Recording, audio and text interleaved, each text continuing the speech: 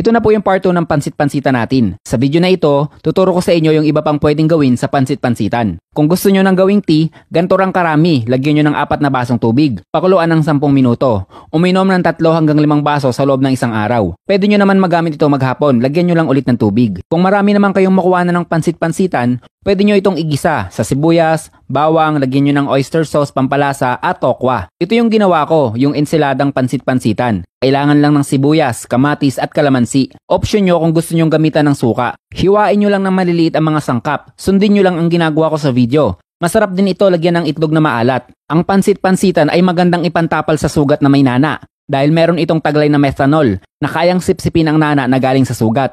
Pwede din itong ipantapal sa pigsa para mabilis ang paghinog nito at mapadali ang pag-alis ng mata. Kung madalas naman mga tiang balat, may tagyawat at iba pang skin problem, pwede din po ito. Magdikdik lang nito at ipangtapal sa parteng apektado. Kung may impeksyon naman sa mata,